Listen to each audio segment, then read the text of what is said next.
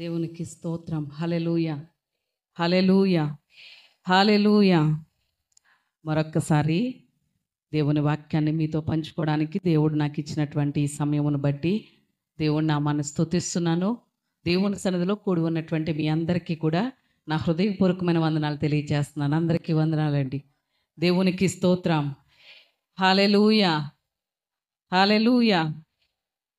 చాలాసార్లు దేవుని వాక్యాన్ని వింటూ ఉంటాం, కానీ అది ఏమవ్వదు అనేసనంటే మన చెవుల వరకు వెళ్తుంది, కానీ ఎక్కడికి వెళ్ళదు? మన హృదయంలోనికి వెళ్ళదు. హృదయంలోనికే గనక వెళ్తే అది ఎక్కడ వస్తుంది అంటే మన కార్యాచరణలో కనిపిస్తూ ఉంటుంది. ఒక రోజటండి ఒక రైతుకి 2 ఎద్దులు ఉన్నాయట. ఏమున్నాయి చెప్పండి? రైతుకి 2 ఎద్దులు ఉన్నాయి. ఎందుకంటే రైతు కాబట్టి వ్యవసాయం చేయాలంటే ఖచ్చితంగా ఎద్దులు అవసరం కదా. 2 ఎద్దులు ఉన్నాయట. అందులో ఒక ఎద్దుకి బలహీనత వచ్చిందట, జబ్బు పడిందట. పడితే ఆ ఎద్దు గురించి ఏం చేశాడు అంటే ఆ రైతు వెటర్నరీ డాక్టర్ గారి దగ్గరికి వెళ్ళాడట. వెళ్ళి మా ఎద్దుకి జబ్బు చేసిందండి, ఏదైనా మందు ఇవ్వండి అనేసనంటే ఆ డాక్టర్ గారు ఒక టానిక్ ఇచ్చారట.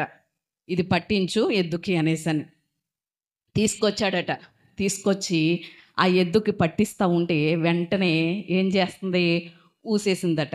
ఊసేస్తే మరి మందు లోపలికి వెళ్ళలేదు కదా. అప్పుడు మరలా వెళ్ళాడట ఆ వెటర్నరీ డాక్టర్ గారి దగ్గరికి.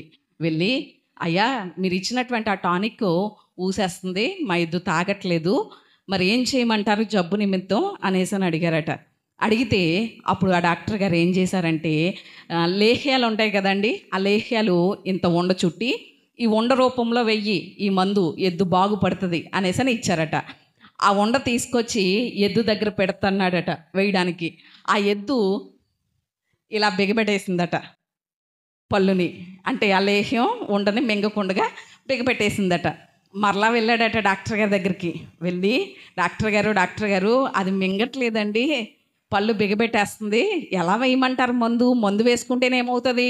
తగ్గుతుంది కదా, లేకపోతే తగ్గదు కదా, ఎలా వేయమంటారు అనేసని అన్నాడట. అంటే అప్పుడు మీ ఆవిడ పొయ్యి దగ్గర గొట్టం ఉంటుంది కదా, పొయ్యి ఊదే గొట్టం, ఆ గొట్టం ఎద్దు నోట్లో పెట్టి ఈ ఉండని తీసుకుని గొట్టం చివరి నుంచి దాని నోట్లోకి ఊదు అనేసని చెప్పారట డాక్టర్ గారి సలహా. సరే అని ఇంటికి వచ్చాడట. తన భార్య పొయ్యి ఊదే గొట్టాన్ని చూశాడట. చూసి ఎద్దు నోట్లో పెట్టాడట. గొట్టాన్ని పెట్టి ఇవతల నుంచి ఉండ పెట్టి ఈ రైతు ఊదేలోగా ఎద్దు ఊదేసిందంట రివర్స్లో. ఏం చేసింది చెప్పండి? ఎద్దు రివర్స్లో ఊదేసిందట. ఆ లేహపి ఉండ ఇతని నోట్లోకి వచ్చేసిందట, రైతు నోట్లోకి. చూడండి, ఒక్కసారి మనం ఆలోచన చేస్తే ఈరోజు ఎంతోమంది ఈ పులిపీట్ దగ్గర నిలవబడి సేవకులు కానీ సేవకురాలు కానీ ఇంకా అనేకమైనటువంటి సేవకుల్ని మనం పిలిచినప్పుడు వచ్చినటువంటి వారు కానీ ఎంతోమంది ఊదుతుంటే మనం ఏం చేస్తున్నాం? రివర్స్లో ఊదేస్తున్నాం. ఏం చేస్తున్నాం చెప్పండి? రివర్స్లో ఊదేస్తున్నాం. ఇంకా అది మన లోపలికి వెళ్ళలేనప్పుడు కార్యసిద్ధి అనేది మన జీవితాల్లో జరగదు. అది మన లోపలికి వెళ్ళలేనప్పుడు మన ఆధ్యాత్మిక రుగ్మతల నుండి మనం విడుదల పొందలేం. అది మన మందు అనేది, దేవుని వాక్యం అనేటువంటి మందు మన లోపలికి వెళ్ళలేనప్పుడు మన ఆధ్యాత్మిక విషయాల్లో మనం బలం పొందలేం, శక్తిని పొందలేం. దేవుని వాక్యానుసారంగా నడవడానికి ఏమాత్రం కూడా మన శక్తి సరిపోదు. ఆ ఎద్దులాగా మనం రివర్స్లో ఊదేస్తున్నామా లేక లోపలికి తీసుకుంటున్నామా అనేది మనం ఎంతైనా కూడా పరిశీలన చేయాలి. ఈరోజు దేవుని వాక్యంలోనికి దేవుని వాక్యాన్ని పరిశీలన చేద్దాం రండి. అపోస్తులైనటువంటి పేతురు రాసినటువంటి పత్రిక, అపోస్తులైనటువంటి పేతురు రాసిన మొదటి పత్రిక 5వ అధ్యాయం 7వ వచనం చదువుకుందాం. 5:7. ఆయన మిమ్మును గూర్చి చింతించుచున్నాడు కనుక మీ చింత యావత్తు ఆయన మీద వేయుడి. దేవునికి స్తోత్రం. హల్లెలూయా. దేవుని వాక్యాన్నట రాసినట్లు చదవాలట. ఎలా చెప్పండి? రాసినట్లు. అంటే ఆయన మిమ్మును గురించి చింతించుచున్నాడు అని రాయడానికి మనకి ఎంత టైం పడుతుందో అంతలా చదవాలట దేవుని వాక్యాన్ని. అప్పుడు ఏమవుతుంది, బాగా చదివేటప్పుడే మనకి అర్థమవుతూ ఉంటుంది. బైబిల్ ఎందుకు ఇచ్చాడు దేవుడు మనకి అనేసనంటే, ఎందుకు ఇచ్చాడు చెప్పాలి. బైబిల్ ఎందుకు ఇచ్చాడు దేవుడు? చదవడానికండి, నడవడానికి ఇచ్చాడు. దేవునికి స్తోత్రం, హల్లెలూయా. ఎందుకు ఇచ్చాడు చెప్పండి? నడవడానికి. అదేంటండి పాస్టర్ గారు, ఈ బైబిల్ గ్రంథం చదవండి చదవండి చదవాలి చదవాలి అని చాలాసార్లు బైబిల్లో రాసి ఉంది కదా, చదవడానికి ఇస్తే నడవడానికి ఇచ్చాడా అంటారేంటి మీరు అనేసని అనొచ్చు. చదవడం ఎందుకు చెప్పండి? నడవడం కోసమే. దేవునికి స్తోత్రం, హల్లెలూయా. ఇక్కడ మనం చదువుకున్నటువంటి లేఖన భాగాన్ని గనక మనం ఆలోచన చేస్తే, పేతురు తన పత్రికలో తెలియజేస్తున్నారు. ఏమనేసని తెలియజేస్తున్నారు అనేసనంటే, ఆయన మిమ్మును గురించి ఏం చేస్తున్నాడు? చింతిస్తున్నాడు. గనుక మీ చింత యావత్తు ఎవరి మీద వేయండి? ఆయన మీద వేయుడి అని తెలియజేస్తున్నాడు. ఈరోజు చాలామంది ఇక్కడ బయట వారి సంగతి ప్రక్కన పెడితే, అన్యుల సంగతి ప్రక్కన పెడితే, దేవుని బిడ్డలమని, దేవుని రక్తం చేత కడగబడ్డామని ఆయన సన్నిధిలో ఆయన్ని ఆరాధించడానికి వచ్చినటువంటి మనం కూర్చోవడం దేవుని సన్నిధిలోనే కూర్చున్నాం, ఉండడం దేవుని సన్నిధిలోనే ఉన్నాం, నోటితో పాడుతున్నాం, స్తుతిస్తున్నాం. కానీ హృదయంలో నాకు ఏ రకమైన చింత లేదు, దేని గురించి ఏ బాధ లేదు అన్న వాళ్ళు దేవునికి స్తోత్రం చెప్దామా? ఒక్కరు కూడా లేరు. అంటే ప్రతి ఒక్కరికి ఏముంది చెప్పండి? ఏదో ఒక చింత ఉంది, ఏదో ఒక బాధ ఉంది, ఏదో ఒక దాన్ని గురించినటువంటి ఆలోచన ఉంది. మనసు చాలా గాయపడిపోతా, లేకపోతే మనసు చాలా ఆలోచిస్తా, పరితపిస్తా, మనకున్నటువంటి పరిస్థితులను బట్టి మనస్సు చాలా కృంగిపోతూ, నలిగిపోతూ ఉన్నటువంటి పరిస్థితులు మనందరం కూడా ఎదుర్కొంటున్నాం. ఈ వాక్యం మనకి బాగా తెలుసు, కానీ మనం చాలాసార్లు విన్నాం, చదివాం, నేర్చుకున్నాం. అయినా కానీ మన చింత యావత్ ఆయన మీద వేస్తున్నామా? వేయట్లేదు. ఎక్కడ పెట్టుకుంటున్నాం? మన మీదే పెట్టేసుకుంటున్నాం కదా. కానీ దేవుడు మరొక్కసారి చెప్తున్నాడు మనతో, ఏమనో తెలుసా? ఆయన ఉన్నాడు, ఆయన మిమ్మును గురించి చింతిస్తున్నాడు గనక మీ చింత యావత్తు ఎవరి మీద వేయండి? ఆయన మీద వేయండి. ఎందుకంటే మీకు చింతలు లేవని చెప్పట్లేదు, బాధలు లేవని చెప్పట్లేదు.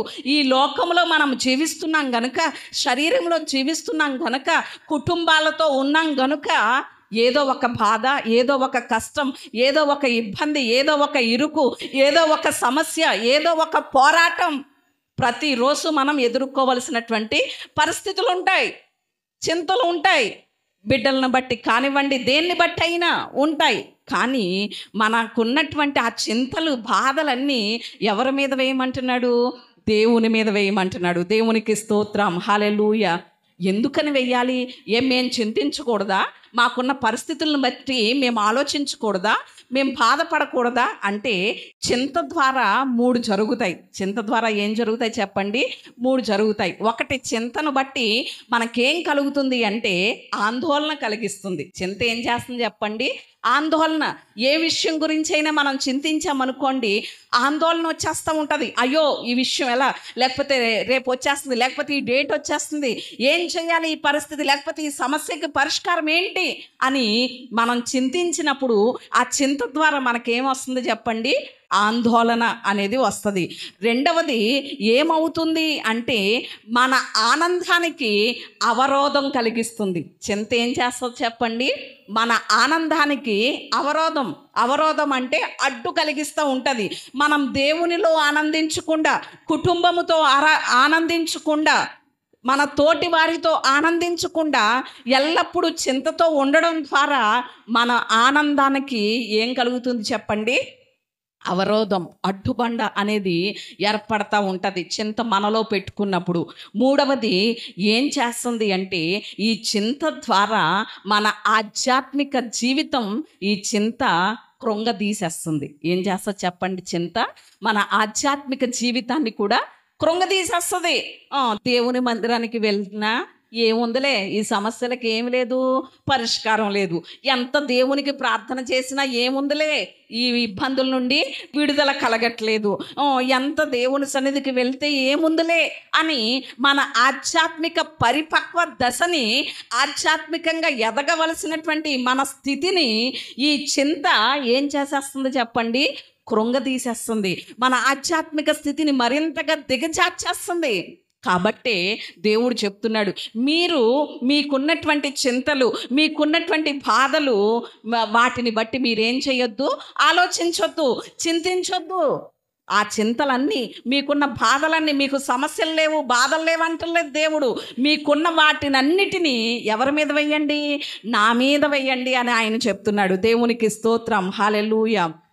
మరి ఈరోజు ఎంతవరకు మనం ఆయన మీద వేయగలుగుతున్నాం? ఎందుకని ఆయన మీద వెయ్యాలి అంటే, మన చింతలన్నీ భరించేవాడు ఆయన మనకున్నాడు గనుక ఆయన మీద వెయ్యాలి. దేవునికి స్తోత్రం, హల్లెలూయా.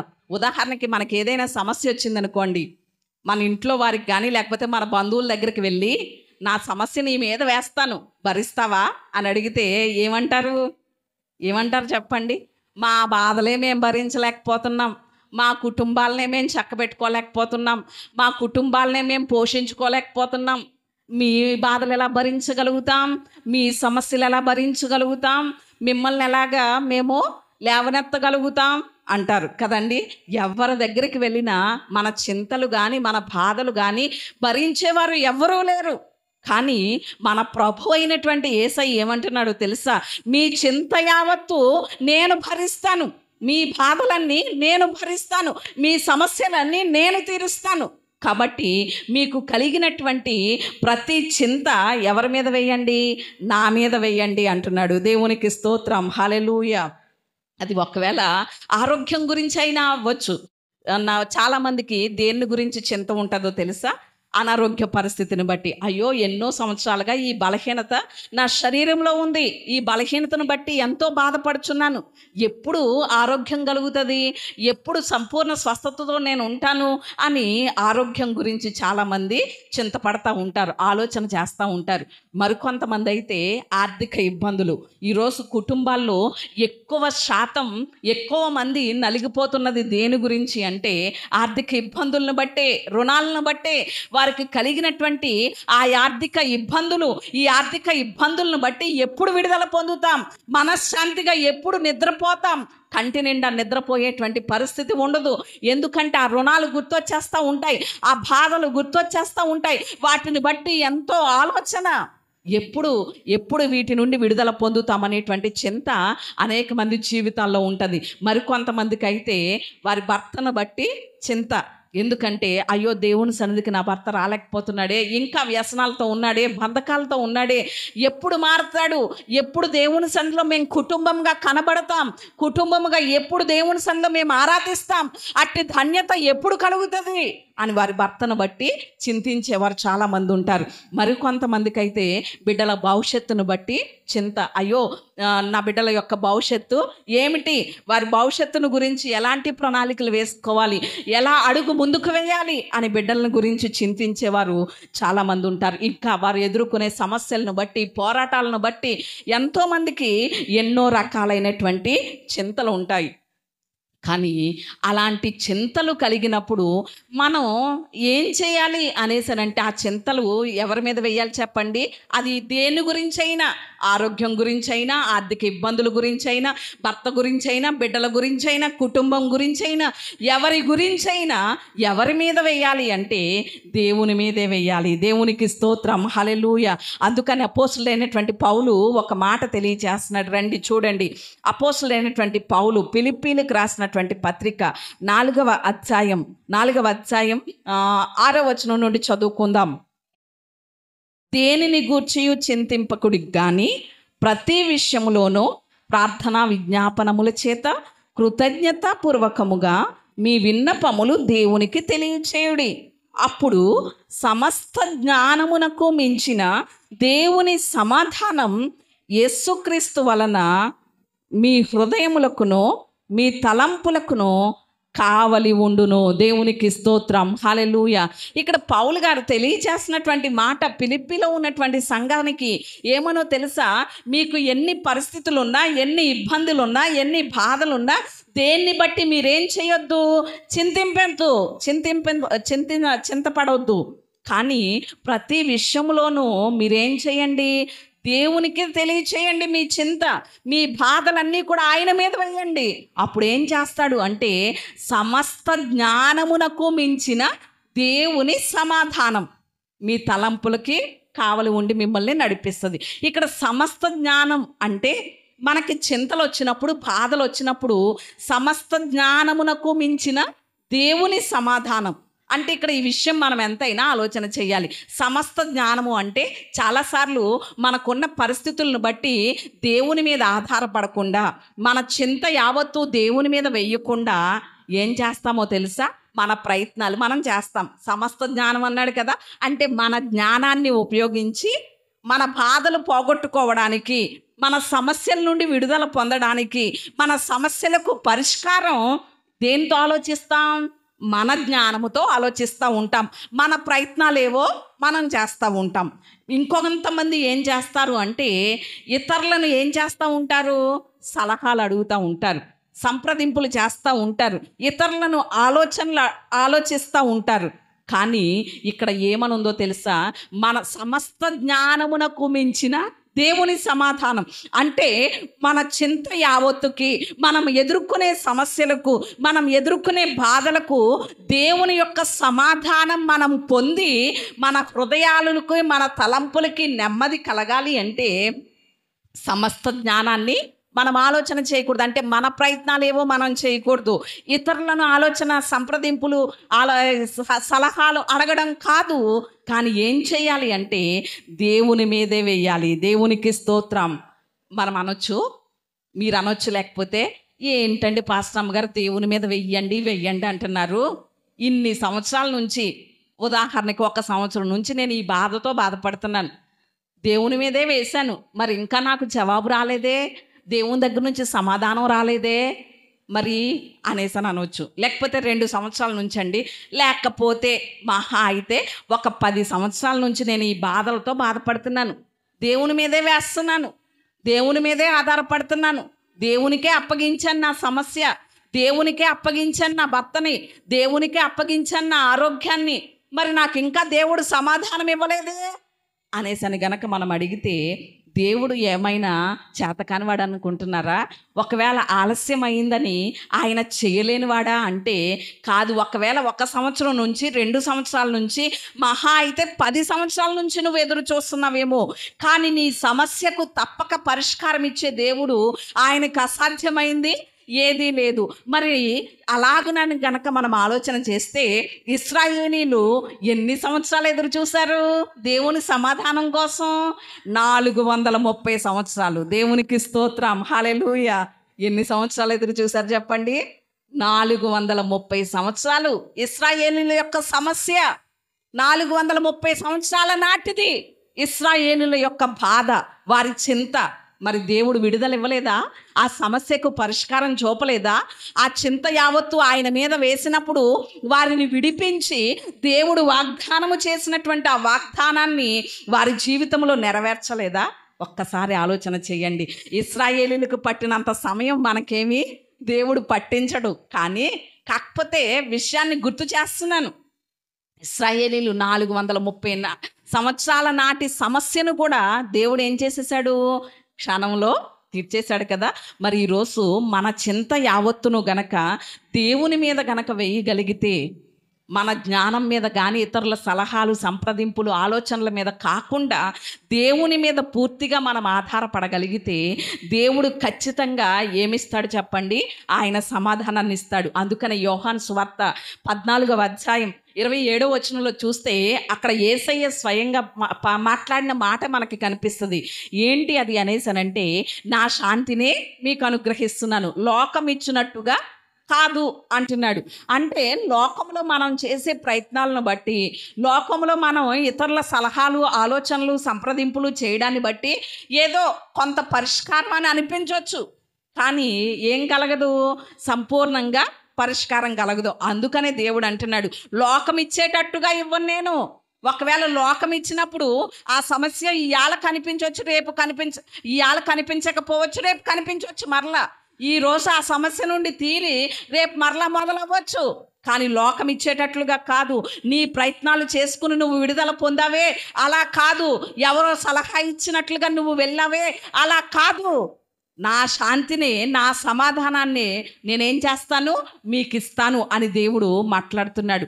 మరి ఈరోజు ఎంతవరకు మన చింతలు దేవుని మీద వేయగలుగుతున్నాం అనేది ఆలోచన చేయాలి. అందుకని ఆయన ఏమంటున్నాడో తెలుసా, మీరు దేన్ని గురించి చింతపడకండి అనేసి అని అంటున్నాడు. కానీ మనల్ని చింతపడొద్దని దేవుడు ఏం చేస్తున్నాడట, మనం చదువుకున్న వాక్యంలో ఉంది కదా, ఆయన మిమ్ములను గురించి చింతిస్తున్నాడు. అంటే ఈ విషయం ఆలోచన చేయండి ఒకసారి. దేవుడు ఏమంటున్నాడు, మనల్ని చింతపడొద్దు అంటున్నాడు. కానీ ఆయన మాత్రం ఏం చేస్తున్నాడట, మన గురించి చింతపడుతున్నాడంట. ఎలా ఉందో చూడండి ఈ మాట. మనల్ని ఏమో ఏమంటున్నాడు, దేని గురించి చింతపడొద్దు అంటున్నాడు. దేవుడు మాత్రం ఏం చేస్తున్నాడట, చింతపడుతున్నాడట. మరి ఏంటి ఆయనకున్న చింత ఏంటి అంటే, ఆయన ఎందుకు చింతపడుతున్నాడో తెలుసా, మన గురించి. మన చింతలు ఆయన మీద వెయ్యట్లేదనే చింత ఆయనకి. దీని గురించి చెప్పండి. ఇన్ని సంవత్సరాల నుంచి చెప్తున్నాను నా బిడ్డలకి, మీ చింతలన్నీ నా మీద వెయ్యండ్రా బాబు, వెయ్యండ్రా అని. అయినా ఏం చేయట్లేదు. మేమే మోసేస్తామని భుజాల మీద ఎట్టుకుని పరుగులెడుతున్నారు తప్ప నా మీద వెయ్యట్లేదు అని మన గురించి ఆయన చింతిస్తున్నాడు. దేవునికి స్తోత్రం. అలాంటి గొప్ప దేవుడు మనకు ఉండగా మన చింతలన్నీ కూడా ఏం చేయాలి చెప్పండి, ఆయన మీద వేయిస్తే ఖచ్చితంగా మనం ఆశీర్వాదకరంగా ఉంటాం. ఎలాంటి పరిస్థితులు ఎదురవ్వనివ్వండి, ఎలాంటి ప్రతికూలతలు మనకు ఎదురవ్వనివ్వండి, అలాంటి ప్రతికూలతల్లో కూడా, పరిస్థితుల్లో కూడా ఏమాత్రము కూడా చింత అనేది కలగకుండా ఆయన మీద వెయ్యగలిగితే మనం సమాధానంతోటే ఉండగలుగుతాం, నెమ్మదితోటే ఉండగలుగుతాం. యెహెజ్కేలు గ్రంథంలో ఒక చెట్టు కనిపిస్తుంది మనకి. యెహెజ్కేలు గ్రంథం 17వ అధ్యాయం. యెహెజ్కేలు గ్రంథం 17వ అధ్యాయంలో మనకి ఒక చెట్టు కనిపిస్తుంది. ఆ చెట్టు ఏమిటి అనేసి అనంటే, దాని పేరు చింతనొందని చెట్టు. ఏంటి చెప్పండి, చింతనొందని చెట్టు. 17వ అధ్యాయం 7-8 వచనాలు కనుక మనం ఆలోచన యెహెజ్కేలు కాదు, ఇర్మియా గ్రంథం 17వ అధ్యాయం 7-8 వచనాలు చూద్దాం ఒకసారి. యెహోవాను నమ్ముకొనివాడు ధన్యుడు, యెహోవా వానికి ఆశ్రయముగా ఉండును. వాడు జలముల యొద్ద నాటబడిన చెట్టు వలె ఉండును. అది కాలువల వారను దాని వేళ్ళు తన్నును. వెట్ట కలిగినను దానికి భయపడదు. దాని ఆకు పచ్చగా ఉండును. వర్షము లేని సంవత్సరమున చింత నొందదు, కాపు మానదు. దేవునికి స్తోత్రం, హల్లెలూయా. ఇక్కడ మనకి ఒక చెట్టు కనిపిస్తుంది. ఈ చెట్టు పేరు ఏంటి అంటే చింతనొందని చెట్టు. ఆ చెట్టు పేరుకి నేను పెట్టుకున్న పేరు ఏంటి అంటే చింతనొందని చెట్టు. ఆ చెట్టు ఎవరికి పోల్చబడింది అనేసనంటే, ఎవరి చింతలైతే దేవుని మీద వేసి దేవుణ్ణి నమ్ముకుంటారో, ఎవరైతే వారి బాధలన్నీ దేవుని మీద వేసి దేవుడే మాకు ఆధారం, దేవుడే మాకు ఆశ్రయం, దేవుడే మాకు దిక్కు అని ఎవరైతే దేవుణ్ణి నమ్ముకుంటారో వారికి ఈ చెట్టుని దేవుడు ఏం చేశాడు చెప్పండి, పోల్చాడు. అందుకని అంటున్నాడు కదా, యెహోవాను నమ్ముకొనివాడు ధన్యుడు, ఆయన వారికి ఆశ్రయంగా ఉంటాడు. ఎవడైతే దేవుని మీద తన చింతలన్నీ వేసి దేవుడే నాకు ఆశ్రయం అని అనుకున్నాడో అలాంటి వాడు ఎలా ఉంటాడట, చింతనొందని చెట్టులా ఉంటాడట. ఆ చెట్టు ఏం చేస్తుందట, కాలువల వారన నాటబడిందంట. దాని వేళ్ళు ఎక్కడున్నాయి, లోతుగా ఉన్నాయట. దాని వేళ్ళు రూట్స్ ఎక్కడున్నాయి చెప్పండి, లోతుగా ఉన్నాయి, పైన లేవు. ఏదైనా గాలి వచ్చి కొట్టిందంటే పడిపోయేలా లేదు, ఏదైనా బాధ వచ్చి కొట్టింది అంటే తొలగిపోయేలా లేదు, ఏదైనా కష్టం వచ్చి దాన్ని కొట్టింది అంటే ఆ చెట్టు ఏమాత్రం కూడా ఊగిపోయేటట్లు లేదు. దాని వేళ్ళు ఎక్కడున్నాయి, భూమి లోపల కన్నా లోతుగా ఉన్నాయి. వెట్ట కలుగుతుందంట ఒక్కొక్కసారి ఆ చెట్టుకి. ఏం కలుగుతుంది చెప్పండి, వెట్ట అంటే వేడి. ఈ వేసవకాలం చూడండి, చాలా చెట్లు ఏమైపోతూ ఉంటాయి, ఎండలకి ఎండిపోతూ ఉంటాయి, మాడిపోతూ ఉంటాయి. అంటే అలా మాడిపోయేటువంటి చెట్ల యొక్క వేరు ఎలా లేదు, లోతుగా లేదు. కానీ కొన్ని చెట్లు ఎంత వేసవకాలమైనా చూడండి అవి పచ్చగానే ఉంటాయి. ఎందుకంటే దాని వేరు ఎలా ఉంది? లోతుగా ఉంది. ఇక్కడ ఎవరైతే వారి చింతలు దేవుని మీద వేసి దేవుని మీద ఆధారపడతారో వారికి వెట్ట అంటే అగ్ని లాంటి శ్రమలు వచ్చి వారిని ముట్టినప్పటికీ కూడా వెట్ట కలిగిన ఏం నొందరట? భయం అనేదే నొందరు. దేవునికి స్తోత్రం. ఎందుకంటే నా దేవుడు నాకున్నాడు, నన్ను ఈ బాధల్లో నుండి, ఈ సమస్యల్లో నుండి, ఇబ్బందుల్లో నుండి విడిపించగలిగిన సమర్థుడైనటువంటి నా దేవుడు ఉన్నాడు అని ఏమాత్రం ఎలాంటి శ్రమలు వచ్చినా ఏం చేయదు చెప్పండి? ఈ చెట్టు భయపడదు. ఒక్కొక్కసారట వర్షం లేని సంవత్సరాన్ని కూడా ఏం చేయదట?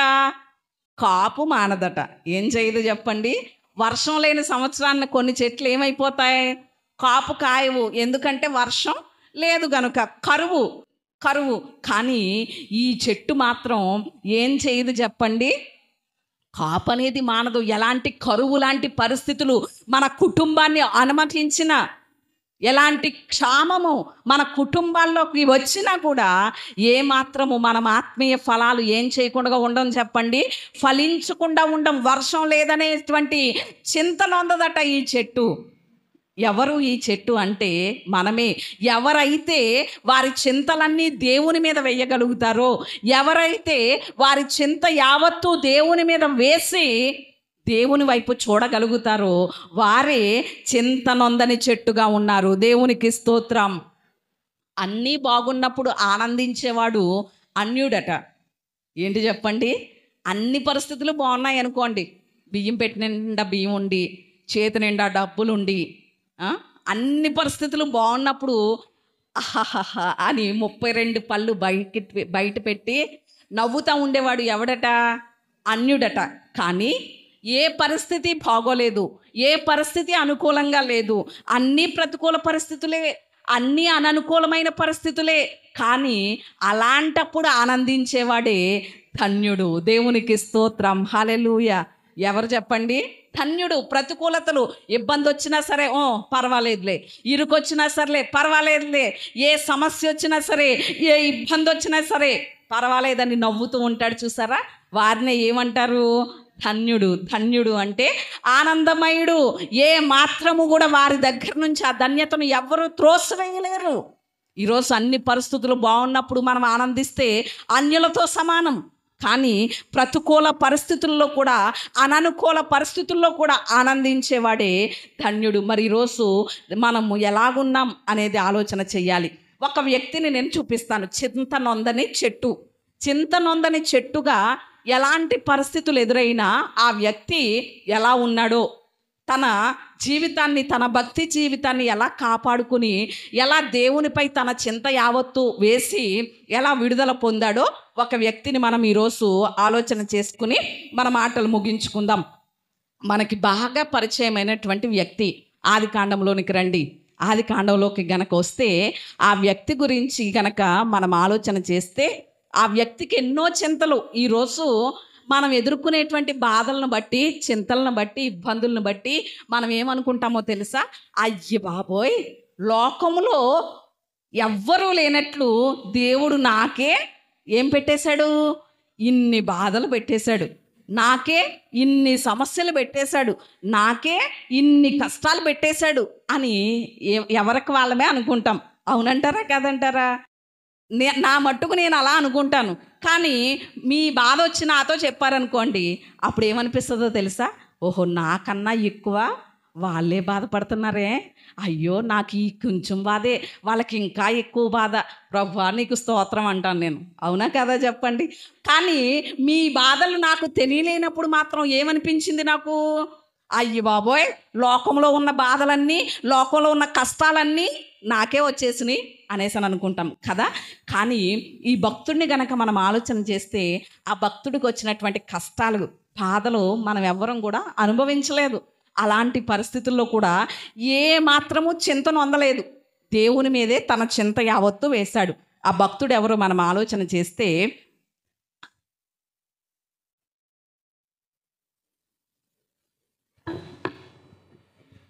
ఆదికాండము 49వ అధ్యాయం ఆదికాండం 49వ అధ్యాయం 22వ వచనం చూద్దాం.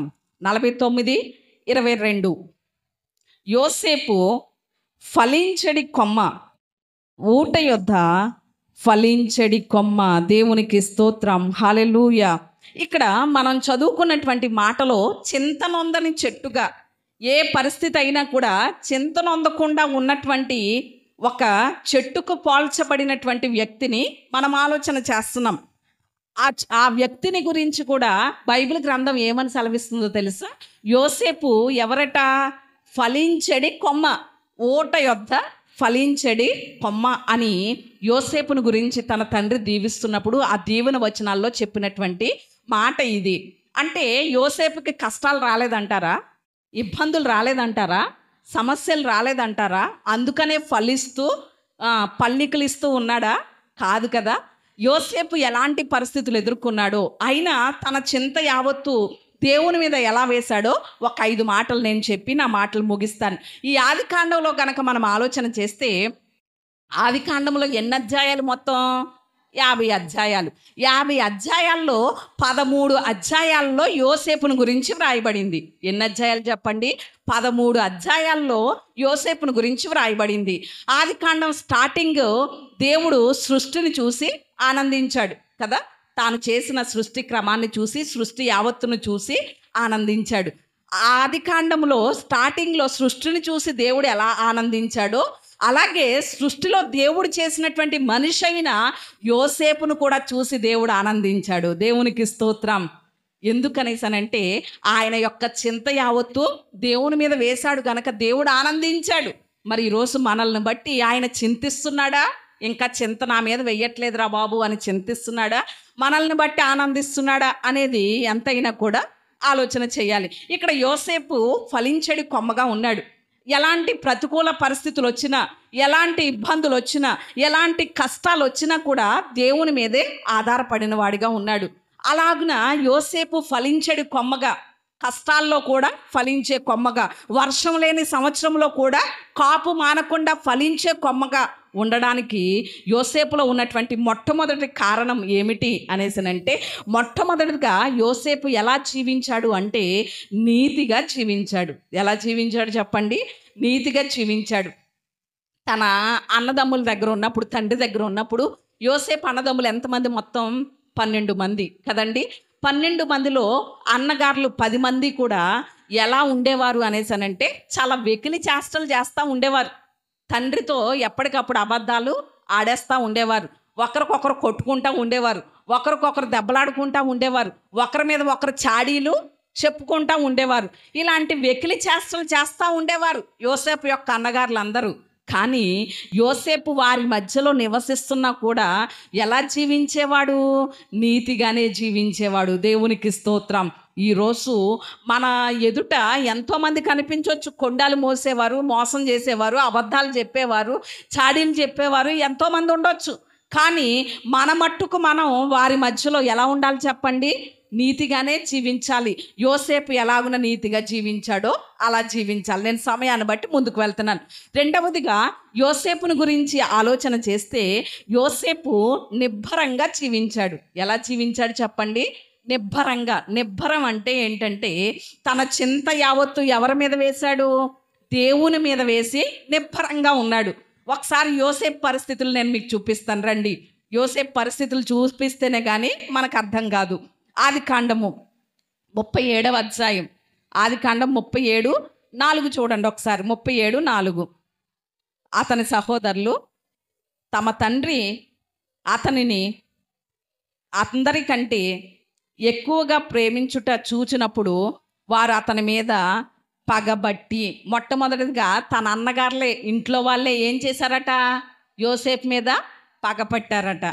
మన చుట్టూ ఉన్నటువంటి వారు మన మీద అసూయ పడితేనే మనం ఏం చేయలేం, భరించలేం కదా. కానీ ఇంట్లో ఉన్నటువంటి అన్నదమ్ములే యోసేపు మీద ఏం చేశారట? పగపట్టారట. 5వ వచనం కూడా చూడండి ఒకసారి. యోసేపు ఒక కల కని తన సహోదరులతో అది తెలియ చెప్పగా వారు అతని మీద మరీ పగబట్టారట. రెండవది ఏంటి చెప్పండి? మరీ పగబట్టారట.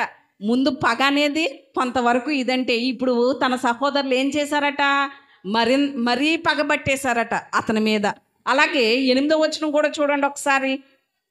ఆ లాస్ట్ మాట చూస్తే అతని మాటలను బట్టి అతని మీద మరింత పగబట్టారట.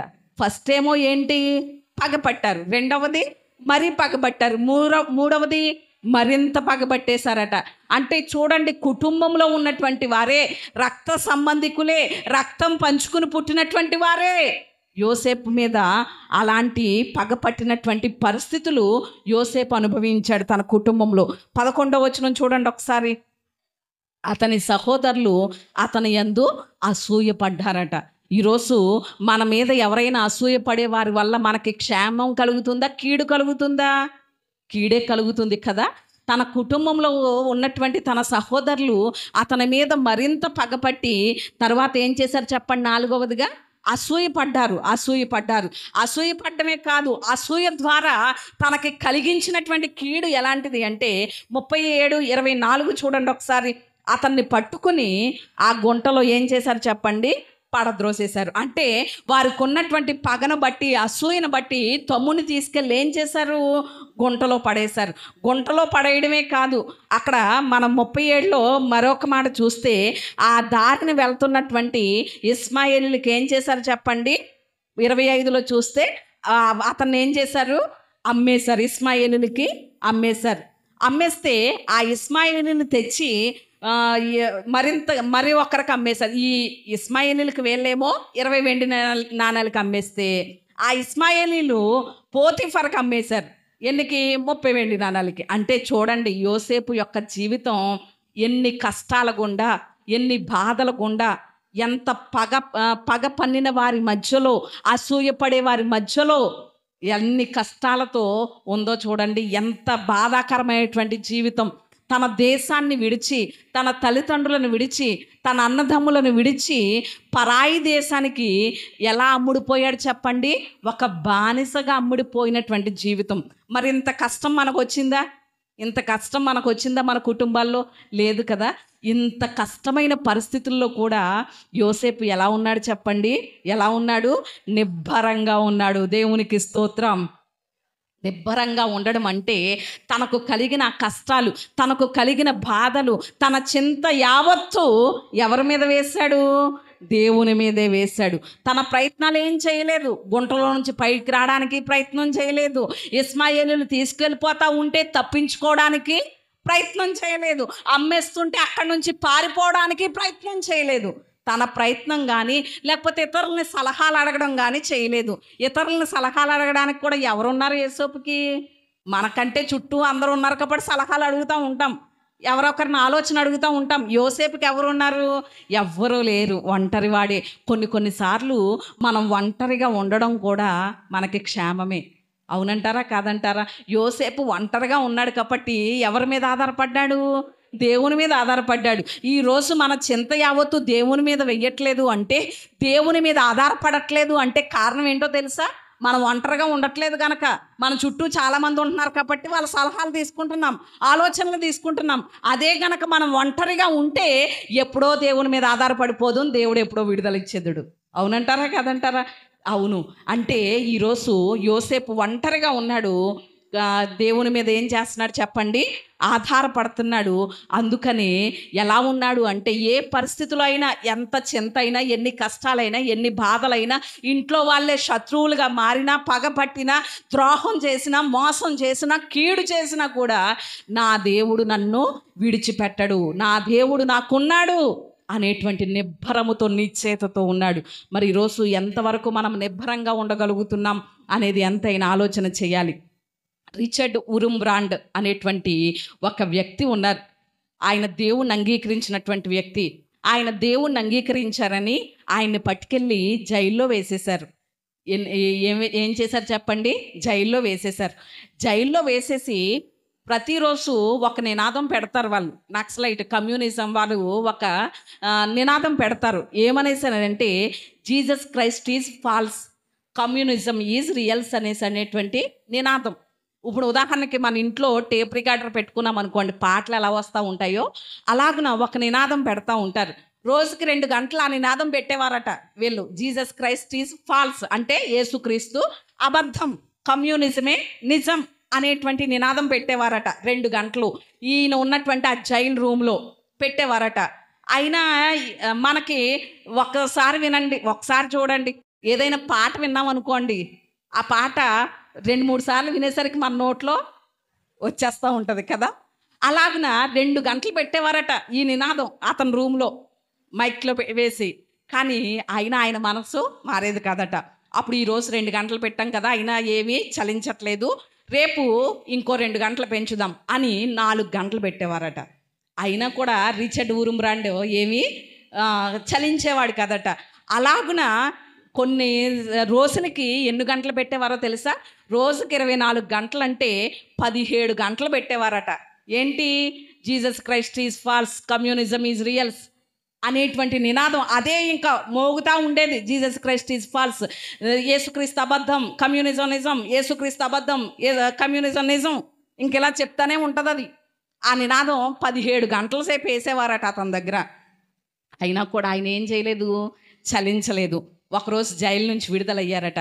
విడుదలైనప్పుడు జైలు సూపరింటెండెంట్ దగ్గరికి వచ్చి తన బట్టలు తను తీసుకుంటుంటే ఆ జైలు సూపరింటెండెంట్ అన్నారట, ఏమనేసానన్నారు అనేసానంటే, ఇన్ని గంటల సేపు నీకు నినాదం పెట్టాం కదా, చాలామంది జైల్లో ఉన్నటువంటి వారి దగ్గర 2 గంటలు పెడితే చాలు, వాళ్ళు ఏమైపోయేవారు, మారిపోయేవారు. మరి నీ దగ్గర 17 గంటలు కూడా పెట్టాం ఈ నినాదం, అయినా నీలో మార్పు రాలేదేంటి అనేసని అడిగితే ఆ రిచర్డ్ ఊరుంబ్రాండ్ ఏమన్నారో తెలుసా? హృదయం మారిన వాడికి మెదడు మారదు, మనస్సు నిబ్బరంగా ఉంటుందని చెప్పారట. దేవునికి స్తోత్రం. హృదయం మారిన వాడికి మనసు ఏమవుదట, మారదట. అందుకని హృదయం ఎలా ఉంటుంది, నిబ్బరంగా ఉంటుంది.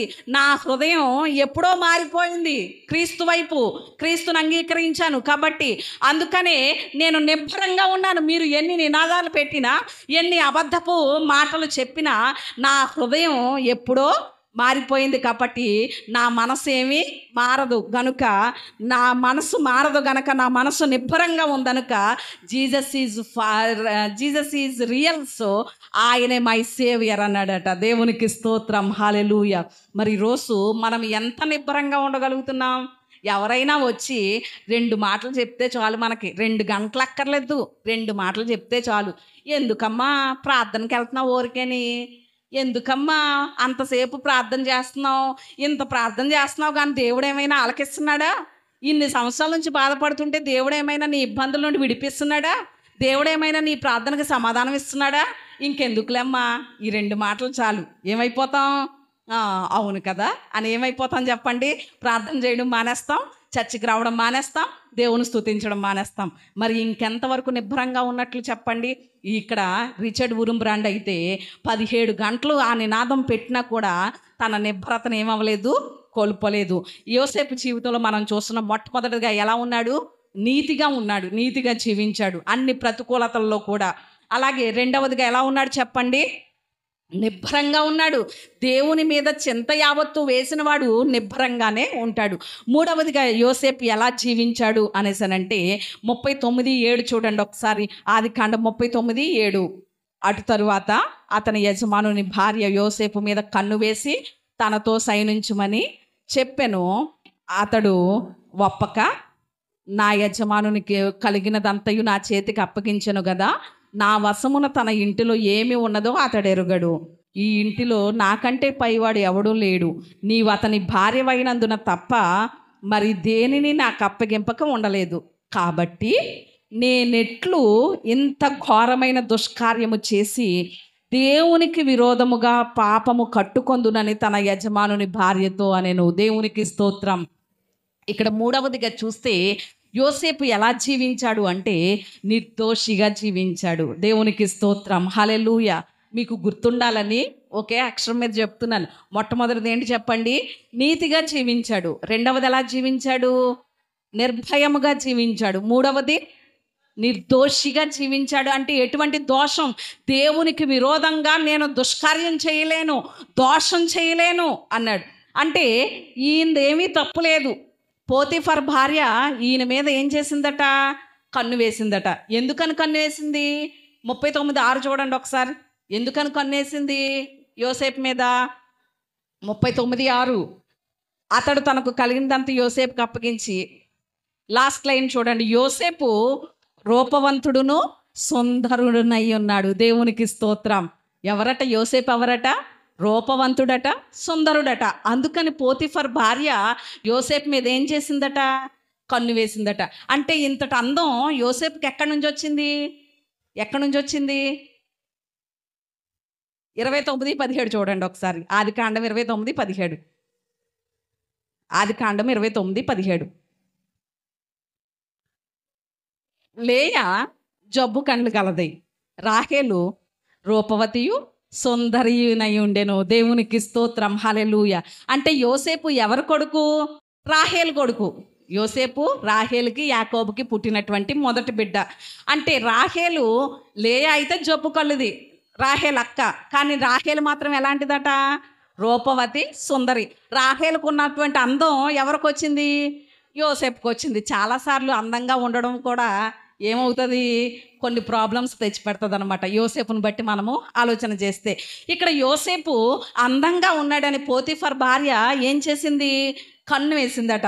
కన్ను వేస్తే అప్పుడు ఏమంటున్నాడు అంటే, దేవునికి విరోధంగా నేను బ్రతకలేను, దేవునికి విరోధంగా ఈ దోషాన్ని నేను కట్టుకోలేను అనేసి చెప్పగలుగుతున్నాడు. పోతిఫర్ ఇంట్లో యోసేపు ఎన్ని సంవత్సరాలు ఉన్నాడో తెలుసా అండి? 10 సంవత్సరాలు ఉన్నాడు. ఎన్ని సంవత్సరాలు ఉన్నాడు చెప్పండి? పోతిఫర్ ఇంట్లో యోసేపు 10 సంవత్సరాలు ఉన్నాడు. 10 సంవత్సరాలు కూడా పోతిఫర్ భార్య ఏదో ప్రతిరోజట, ఆ మాటలు కూడా మనకు ఆ అధ్యాయంలో కనిపిస్తాయి, ప్రతిరోజు ఏదో విధంగా శోధిస్తానే వచ్చిందట. 10 సంవత్సరాలు. సంవత్సరానికి ఎన్ని రోజులు? 365 రోజులు. 10 సంవత్సరాలు అంటే ఎన్ని రోజులు? 3650 రోజులు. అంతే, 0 యాడ్ చేస్తే చాలు కదండి. 10 సంవత్సరాలు కదా. 10 సంవత్సరాలు అంటే 3650 రోజులు. ప్రతిరోజు ఏదో ఒక రకంగా అందాన్ని తనకి చూపించాలని చూస్తుంది, ఏదో రకంగా ప్రయత్నం చేస్తుంది. ఈరోజు ఈ అందం ద్వారా పడలేదంటే ఇంకా అందంగా రెడీ అవుతుంది రేపు.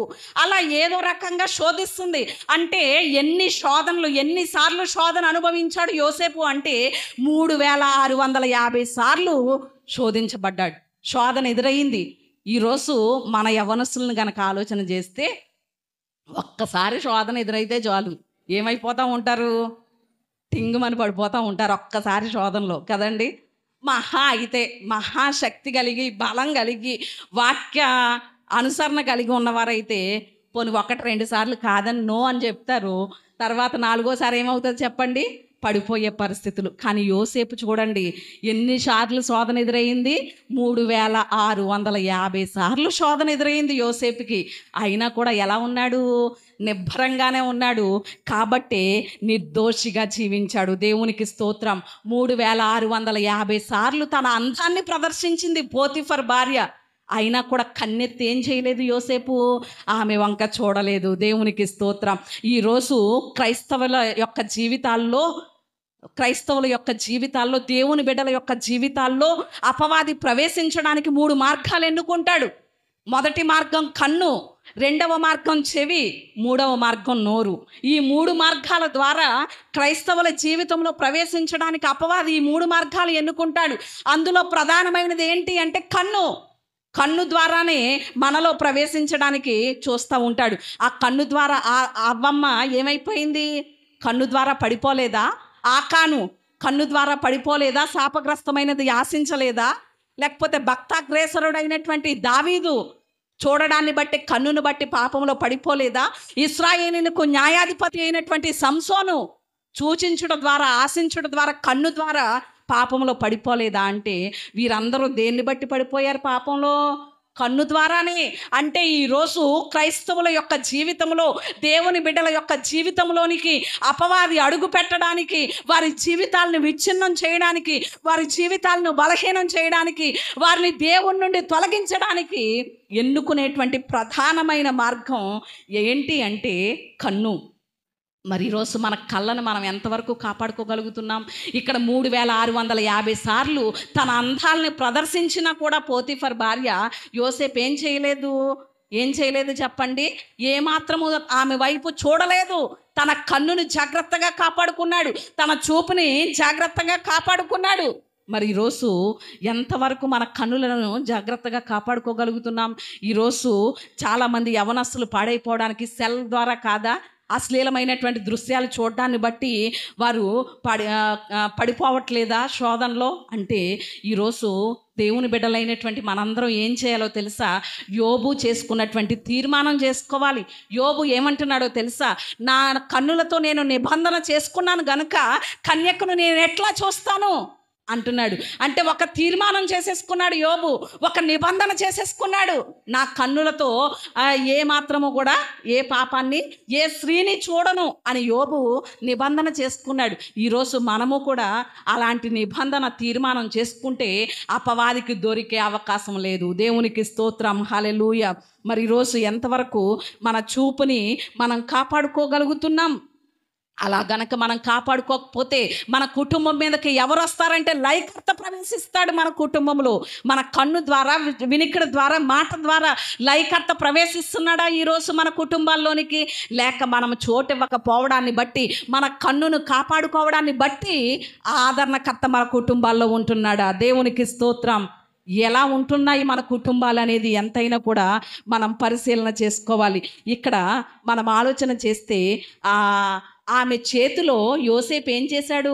తన పై వస్త్రాన్ని విడిచిపెట్టి మరి ఏం చేశాడు చెప్పండి? పారిపోయాడట. పై వస్త్రం అనేసనంటే యోసేపు పైన ఒక వస్త్రం వేయబడింది. అదేంటి అనేసనంటే ఊదా రంగు వస్త్రం. ఊదా రంగు వస్త్రం దేన్ని సూచిస్తుంది అంటే హోదాని సూచిస్తూ ఉంటుంది, అధికారాన్ని సూచిస్తుంది. ఊదా రంగు వస్త్రాలు పాత నిబంధన గ్రంథంలో ఎవరు పడితే వాళ్ళు వేసుకునే స్తోమత ఉండదు. ఊదా రంగు వస్త్రం అంటే అధికారంలో ఉన్నటువంటి వారు, ధనం కలిగినటువంటి వారు మాత్రమే వేసుకునేవారు. మిగిలిన వారు ఎవ్వరూ ఊదా రంగు వస్త్రాలు ధరించడానికి వారికి అధికారం లేదు, అలాంటి రీతి లేదు.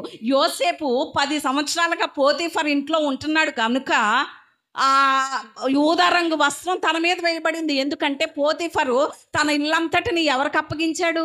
యోసేపుకి అప్పగించాడు. నమ్మకస్తుడిగా కనబడ్డాడు గనక. అందుకని యోసేపు పైన ఏముంది అంటే ఊదా రంగు వస్త్రం ఉంది. ఆ ఊదా రంగు వస్త్రాన్ని పోతీఫర్ భార్య చేతిలో విడిచిపెట్టి ఏం చేశాడు? పారిపోయాడు పాపాన్ని చూసి. అంటే పాపం విషయంలో తన హోదాన్ని కూడా లెక్క చేయలేదు, తన అధికారాన్ని కూడా లెక్క చేయలేదు. అంటే దేవునికి విరోధంగా ఉండే హోదా నాకు అక్కర్లేదు, దేవునికి విరోధంగా ఉండే అధికారం నాకు అక్కర్లేదు, దేవునికి విరోధంగా ఉండేటువంటి ఎలాంటి జీవితమైనా సరే నాకు అక్కర్లేదు అన్నాడు యోసేపు. మరి ఈరోజు మన జీవితాలు ఎలా ఉన్నాయి? అలాంటి నిర్దోషంగా మనం జీవించగలుగుతున్నామా అనేది ఆలోచన చేయాలి. ఎన్ని మాటలు చెప్పుకున్నాం మనం? 3 మాటలు. ఒకటి, ఎలా జీవించాడు? నీతిగా జీవించాడు. రెండవది, నిర్భరంగా జీవించాడు. మూడవది, నిర్దోషిగా జీవించాడు. నాలుగవది ఎలా జీవించాడు అంటే నిరాడంబరంగా జీవించాడు. నిరాడంబరంగా జీవించాడు. నిరాడంబరం అంటే తగ్గింపు, ఆడంబరం లేకుండా. నిరాడంబరం ఎలా జీవించాడు చెప్పండి? నిరాడంబరంగా జీవించాడు, ఆడంబరం లేకుండా తగ్గింపుతో జీవించాడు. 45వ అధ్యాయం 4 నుండి 8 వచనాల్లో ఆ మాటలు మనకి కనిపిస్తాయి. తన అన్నగారులు ధాన్యం కోసం ఐగుప్తుకి వెళ్తారు.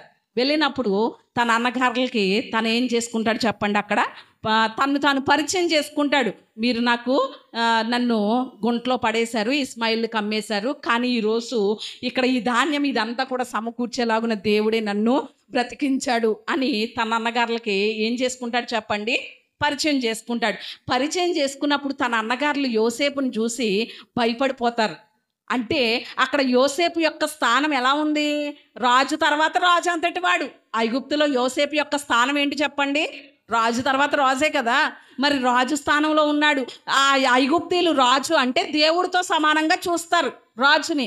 అంటే దేవుని స్థానంలో ఉన్నాడు, రాజు స్థానంలో ఉన్నాడు.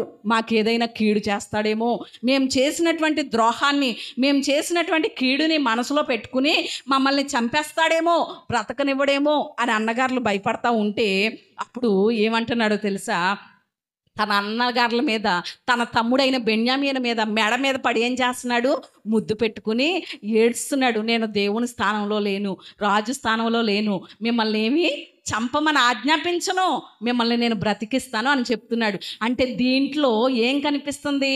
తను రాజు స్థానంలో ఉన్నా కూడా తన అన్నగారులతో సమానంగా ఉంటున్నాడు అంటే తన యొక్క నిరాడంబరత కనిపిస్తుంది. తగ్గింపు, ఆడంబరం లేనటువంటి పరిస్థితి మనకి ఇక్కడ కనిపిస్తుంది. అలాగే మనం గనక ఆలోచన చేస్తే 50వ అధ్యాయంలో గనక చూస్తే అక్కడ మనకి ఇంకొక మాట కనిపిస్తుంది.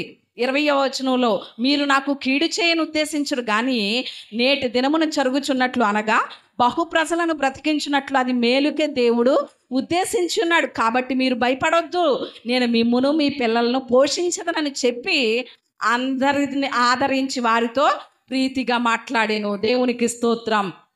ఇక్కడ మొదట భయపడ్డారు, సర్లే అని నమ్మారు. తర్వాత వారి మీద పడివి ముద్దు పెట్టుకున్నప్పుడు మరలా ఇశ్రాయేలీలు అందరూ యాకోబుతో సహా ఐగుప్తు వచ్చేసారు. ఐగుప్తు వచ్చేసిన తర్వాత కొన్ని రోజులకి యాకోబు చనిపోయాడు. అప్పుడు మరలా ఆలోచన వచ్చేసింది అన్నగారులకి. ఏమనో తెలుసా? ఇంతవరకు మన తండ్రి మనతో ఉన్నాడు కాబట్టి మనకి ఏ కీడు చేయలేదు యోసేపు. ఇప్పుడు మన తండ్రి చనిపోయాడు కాబట్టి మనకు ఇప్పుడు కీడు చేసేస్తాడేమో, మనల్ని చంపేస్తాడేమో. రాజు స్థానంలో ఉన్నాడు కదా, దేవుని స్థానంలో ఉన్నాడు కదా అనేసి అని భయపడుతుంటే అప్పుడు మరలా ఏమంటున్నాడు? మీరు భయపడొద్దు, నేను మిమ్మల్ని ఏమీ చంపను, నేను మిమ్మల్ని మీ పిల్లల్ని కూడా పోషిస్తాను బ్రతికినన్ని రోజులని వాళ్ళతో ఆదరించి వారిని మాట్లాడుతున్నాడు. అంటే అతని యొక్క తగ్గింపు, నిరాడంబరత కనిపిస్తుంది ఇక్కడ. మనం ఈరోజు మరి ఎంతవరకు అలా ఆడంబరం లేనటువంటి తగ్గింపు కలిగినటువంటి జీవితం మనకుంది అనేది ఎంతైనా ఆలోచన చేయాలి. ఈరోజు చాలామందికి చాలా బాధలు ఉన్నాయి, కష్టాలు ఉన్నాయి, చింతలు ఉన్నాయి, కానీ వారి ఆడంబరం మాత్రం పోదు. ఎన్ని బాధలున్నా ఆడంబరం మాత్రం ఏమవుదు? పోదు. వారి గర్వం మాత్రం పోదు, వారి అతిశయం మాత్రం పోదు. కానీ ఇక్కడ దేవుని స్థానంలో ఉన్నాడు, రాజు స్థానంలో ఉన్నాడు. కానీ యోసేపు ఎలా ఉన్నాడు చెప్పండి? తగ్గింపుతో ఉన్నాడు. ఈరోజు ఎన్ని కష్టాలు, ఎన్ని బాధలు అనుభవిస్తున్నా కూడా ఇంకా మన గర్వం పోకపోతే, తగ్గింపు జీవితం లేకపోతే ఇంకేలాగున దేవునికి ఇష్టంగా జీవించగలుగుతాం అనేది ఎంతైనా ఆలోచన చేయాలి. ఒక సంఘంలో మీటింగ్స్ పెట్టారట. మీటింగ్స్ పెడితే ఒక సేవకుడు వాక్యపరిచర్య చేయడానికి ఆ సంఘానికి వెళ్ళారట. 3 రోజులు కూడా వాక్యపరిచర్య చేయడానికి వెళ్ళినప్పుడు అక్కడ భోజనాలు అది జరుగుతూ ఉంటే ఒక ఆయన ఆ భోజనాలు చేసినటువంటి ఆ ఇస్త్రాకులు అన్నీ ఒక బొట్టలో పెట్టుకుని, తట్లో పెట్టుకుని, నెత్తి మీద పెట్టుకుని మోసేస్తున్నాడట. భోజనాలు అయిన తర్వాత, సంఘస్థులు అందరూ భోజనం చేసేసిన తర్వాత ఆ విస్తరాకులు అంటే ఎలా ఉంటాయి? చిల్లులు పడిపోతూ ఉంటాయి కదా. ఆ విస్తరాకుల్లోంచి ఎంగిల్ నీళ్లు నెత్తంపడ కారిపోతూ ఉంటున్నాయట. అయినా కూడా 3 రోజులు ఏ పని కనిపిస్తే ఆ పనే చేసేస్తున్నాడట. విస్తరాకులన్నీ నెత్తి మీద పెట్టుకుని మోసేస్తున్నాడు, అదంతా శుభ్రం చేసేస్తున్నాడు. అక్కడ ఆ సభల్లో ఏ పనిలో చూసినా ఇతనే కనిపిస్తున్నాడట. అప్పుడు వాక్యం చెప్పేటువంటి సేవకుడు పిలిచినటువంటి సేవకుని అడిగాడట, ఆయన ఎవరండి? 3 రోజుల నుంచి చూస్తున్నాను, ఏ పనిలో చూసినా ఆయనే కనిపిస్తున్నారు అనేసనంటే అప్పుడు ఆ స్థానిక దైవజనుడు చెప్తున్నాడట. ఏమనో తెలుసా? ఆయన ఎంఆర్ఓ గారండి. ఎవరటండి? ఎంఆర్ఓ గారు, మండల రెవెన్యూ ఆఫీసర్ అట. ఎంఆర్ఓ అంటే ఏంటి చెప్పండి? మండల రెవెన్యూ ఆఫీసరు. ఆయన మా సన్నిధికి వచ్చిన తర్వాత, మా చర్చికి రావడం మొదలైన తర్వాత మా సంఘం చాలా ఆశీర్వదించబడిందండి. ఆయన ప్రతి విషయంలో ముందుంటాడు. ఎంఆర్ఓ అయినా అంటే ఎంఆర్ఓ అంటే చెప్పండి గవర్నమెంట్ ఆఫీసర్ కదా, అలాంటి ఆయన అయ్యుండి కూడా ఎంతో తగ్గింపుతో ఉంటాడు, ఎంతో క్రమశిక్షణతో ఉంటాడు. ఆయన మా చర్చికి రావడం మొదలుపెట్టిన తర్వాత మిగిలిన వాళ్ళు కూడా సమయానికి రావడం మొదలుపెట్టారండి. మా చర్చి టైం 9 గంటలకైతే 9:15 గంటలకు వచ్చేస్తాడు, మోకరిస్తాడు, కన్నీటితో ప్రార్థన చేస్తూ ఉంటాడు. ప్రభువా, ఈరోజు మేము నిన్ను ఆరాధించడం కోసం మమ్మల్ని పవిత్రపరచండి అయ్యా, నీ వాక్కు ద్వారా మమ్మల్ని దర్శించండి, నీ సేవకుని నిలబెట్టుకోండి అని కన్నీటితో ప్రార్థన చేస్తూ ఉంటాడు అందరి కొరకు. అలాగున ఆయన మా సన్నిధికి వచ్చిన తర్వాత, మా చర్చికి వచ్చిన తర్వాత మిగిలిన వాళ్ళు టైం ప్రకారం వచ్చేవారు కాదు. ఎవరిలాగా? మనలాగే. ఈరోజు చాలా బాధ కలిగింది నాకును, టైం ప్రకారం ఎవరు రాకపోతే. అలా ఆ సేవకుడు కూడా ఈయన రాకముందు అయ్యో విశ్వాసం టైం ప్రకారం రావట్లేదే, క్రమశిక్షణ కలిగి జీవించట్లేదే అని కన్నీళ్ళు కార్చేవాడట. కానీ ఎంఆర్ఓ గారు వారి సంఘానికి రావడం మొదలుపెట్టిన తర్వాత ఈయన 15 గంట ముందు వచ్చేస్తూ ఉంటే మిగిలిన వాళ్ళు కూడా ఏమి నేర్చుకున్నారు? టైం ప్రకారం వచ్చేయడం నేర్చుకున్నారట. ఇలా ఈయన వచ్చిన తర్వాత మా సంఘం చాలా అభివృద్ధి చెందిందండి, ఆశీర్వదించబడిందండి అని చెప్తున్నారట స్థానిక సేవకుడు. అంటే అంత గవర్నమెంట్ ఆఫీసర్ అయ్యుండి కూడా ఎంత తగ్గింపుతో క్రమశిక్షణతో దేవుని సన్నిధిలో సాగుతున్నాడో చూడండి. ఈరోజు మనకేమీ లేకపోయినా, ఎన్నో కష్టాలు బాధలతో ఉన్నా కూడా ఎంత హెచ్చింపో, ఎంత అతిశయమో, ఎంత గర్వమో, ఎంత బడాయో మనకి కదండి. కానీ మన ద్వారా సేవకుడు సాక్ష్యం ఇవ్వగలగాలి. ఈ బిడ్డ మా సంఘంలో ఉండడం మా సంఘానికి ఆశీర్వాదకరం అండి, ఈ బిడ్డ మా సంఘంలో ఉండడం మా సంఘానికి క్షేమకరం అండి, ఈ బిడ్డ మా సంఘంలో ఉండడం మా సంఘానికి దీవెనకరం అండి అని మన గురించి మన సేవకులు సాక్ష్యం ఇచ్చే రీతిలో మనం ఉండగలగాలి. ఈరోజు మరి ఎంతవరకు మనకి ఆ తగ్గింపు అనేది ఉంది, ఎంతైనా ఆలోచన చేయాలి. యోసేపు రాజు స్థానంలో ఉన్నాడు, దేవుడి స్థానంలో ఉన్నాడు, కానీ ఎలా జీవించాడు చెప్పండి? నిరాడంబరంగానే జీవించాడు. 5వ మాట కూడా చెప్పి నేను ముగిస్తాను. 5వదిగా యోసేపులో మనకి కనిపించేది ఏమిటి అనేసనంటే 50వ అధ్యాయం, ఆదికాండం 50వ అధ్యాయం 25వ వచనం చూడండి ఒకసారి. మరియు యోసేపు, దేవుడు నిశ్చయముగా మిమ్మల్ని చూడవచ్చును, అప్పుడు మీరు నా ఎముకలను ఇక్కడ నుండి తీసుకుపోవాలని చెప్పి ఇశ్రాయేలు కుమారుల చేత ప్రమాణము చేయించుకొనెను. దేవునికి స్తోత్రం, హల్లెలూయా. అంటే 5వదిగా నిరీక్షణ కలవాడు. దేవునికి స్తోత్రం, హల్లెలూయా. ఎవరు చెప్పండి? నిరీక్షణ గలవాడు. అంటే ఇక్కడ దేవుడు చేసే కార్యాన్ని గురించి నిరీక్షిస్తున్నాడు. మనం ఐగుప్తులో ఉండిపోము. ఐగుప్తులో నేను ఇప్పుడు చనిపోయినా కూడా నా ఎముకల్ని మీరేం చేయండి? దాచిపెట్టండి. మన పితరుల సమాధులు ఉండేటువంటి ఆ కనాను దేశంలోనే నా ఎముకలను పాతి పెట్టండి. ఈ ఐగుప్తులో ఉన్నటువంటి మనల్ని దేవుడు ఖచ్చితంగా ఈ ఐగుప్తు నుండి తీసుకువెళ్తాడు. మన పితరులకి వాగ్దానం చేసి ప్రమాణము చేసినటువంటి కనాను దేశంలో మన అందరినీ ప్రవేశింపచేస్తాడు, మన పిల్ల తరాలని. కాబట్టి మీరు ఈ ఐగుప్తు నుండి విడుదలయ్యి వెళ్ళేటప్పుడు నా ఎముకల్ని ఏం చేయండి? ఇక్కడి నుంచి తీసుకువెళ్ళి కనానులో పాతి పెట్టండి అని చెప్తున్నాడు. అంటే దేవుడు చేయబోయే కార్యము గురించి ఎంతలా నిరీక్షిస్తున్నాడో చూడండి యోసేపు. ఎంత నిరీక్షణ అంటే, యోసేపు చెప్పిన తరువాత 430 సంవత్సరాల తర్వాత దేవుడు కార్యం చేశాడు కదా. అంటే భవిష్యత్తులో దేవుడు చేయబోయే కార్యము గురించి ఎదురు చూపుతో, నిరీక్షణతో, ఆశతో కనిపెట్టిన వాడిగా ఉన్నాడు. మరి ఈరోజు మన భవిష్యత్తులో కూడా దేవుడు మన పరిస్థితులు ఇలాగే విడిచిపెట్టేయడు కదా. ఈరోజు ఉన్న పరిస్థితులు రేపు ఉండవు కదా. మరి ఎంతవరకు దేవుని పట్ల నిరీక్షణ కలిగి జీవిస్తున్నాం? ఎంతవరకు ఆయన చేసేటువంటి కార్యం కొరకు నిరీక్షించగలుగుతున్నాం అనేది ఎంతైనా కూడా ఆలోచన చేయాలి. ఈరోజు ఈ పరిస్థితులను బట్టి ఒకవేళ ఈరోజు మనం చింతపడుతున్నా, రేపు దేవుడు చేసే కార్యాలను బట్టి ఏం చేస్తాం చెప్పండి? ఆనందించి ఆయన్ని స్తుతించబోతున్నాం. దేవునికి స్తోత్రం, హల్లెలూయా.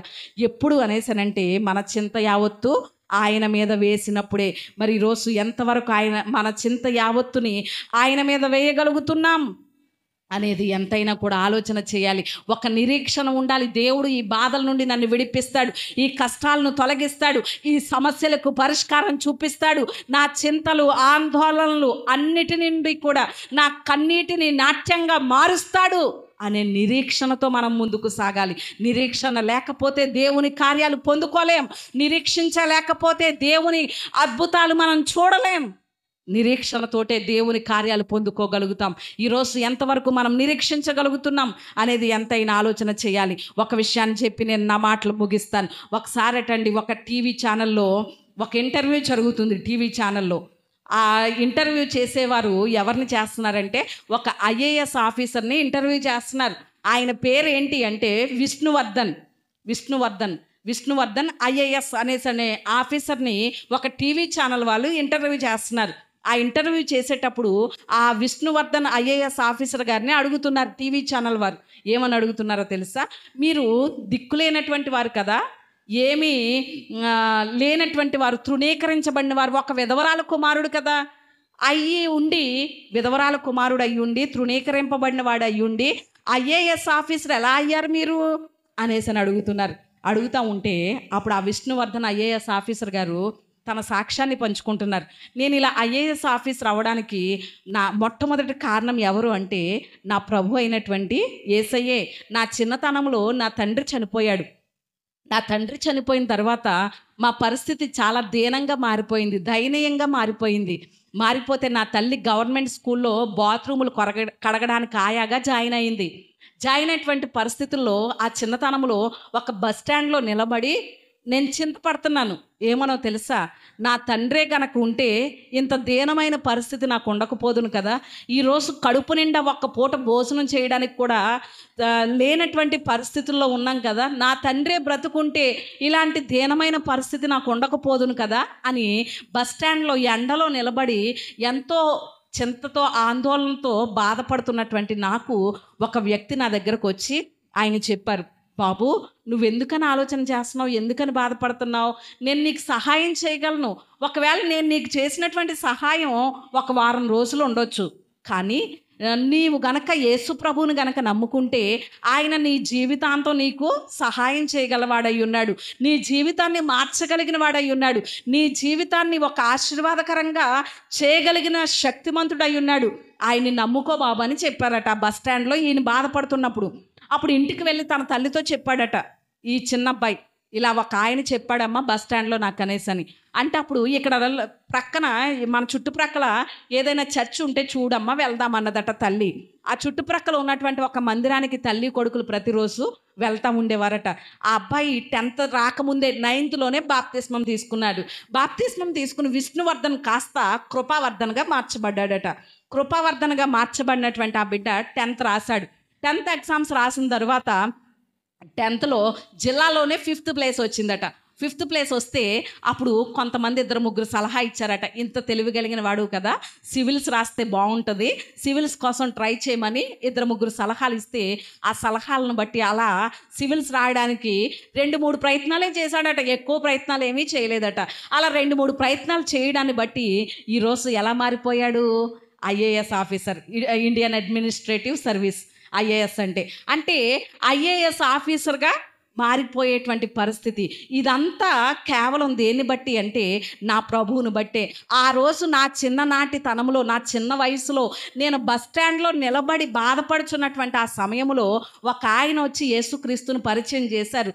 ఆయన ఎప్పుడు నీకు సహాయం చేస్తాడు, ఆయన నీ జీవితంలో అద్భుతాలతో నింపుతాడు, నీ చింతలన్నీ ఆయన తీరుస్తాడు అని ఆయన చెప్పిన మాట మీద నేను నిరీక్షణ ఉంచాను అని చెప్పాడు. దేవునికి స్తోత్రం.